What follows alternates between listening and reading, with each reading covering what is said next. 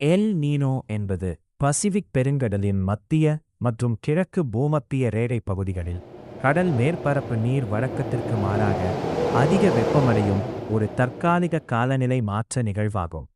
இது உலகளாவிய வானிலை மற்றும் மழைப்பொழிவு முறைகளை தலைகீழாக மாற்றும் சக்தி கொண்டது. எல் நீனோ என்பது ஒரு ஸ்பானிய வார்த்தையாகும். தென் அமெரிக்க மீனவர்கள் கிறிஸ்மஸ் காலமான டிசம்பர் மாதத்தில் இந்த கடல் வெப்பநிலை மாற்றத்தை முதலில் கவனித்ததால் இப்பெயரிட்டனர். எல் நீனோ எவ்வாறு ஏற்படுகிறது? சாதாரண நிலை. வழக்கமாக பசிபிக் பெருங்கடலில் வீசும் பலத்த கிழக்கு காற்றுகள் வெப்பமான மேற்பரப்பு நீரை ஆஸ்திரேலியா மற்றும் இந்தோனேசியா போன்ற மேற்கு பசிபிக் பகுதியை நோக்கி தள்ளும்.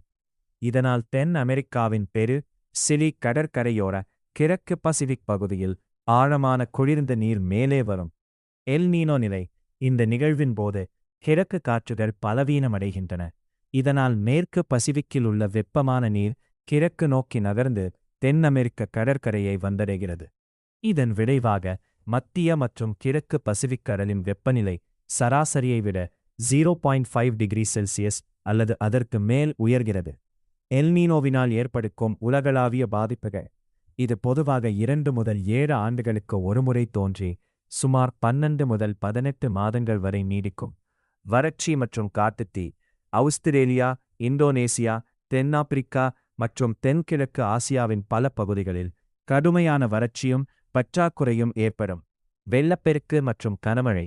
பொதுவாக வரை கொண்ட தென் அமெரிக்காவின் பெரு மற்றும் ஈக்குவடோர் நாடுகளில் அதீத கனமழையும் மோசமான வெள்ளப்பெருக்கும் ஏற்படும்.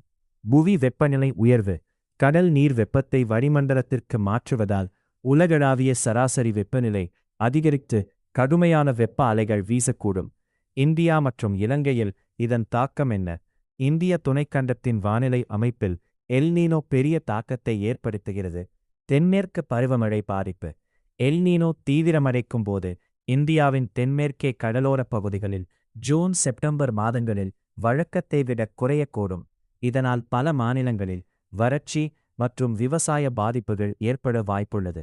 வடகிழக்கு பருவமழை தீவிரம். மாறாக தமிழ்நாடு போன்ற கடலோர பகுதிகளுக்கு அக்டோபர் டிசம்பர் மாதங்களில் கிடைக்கும் வடகிழக்கு பருவமழையின் போது இயல்பை விட அதிக மழைப்பொழிவோ அல்லது புயல் அபாயங்களோ ஏற்பட வாய்ப்புகள் அதிகம் உள்ளன.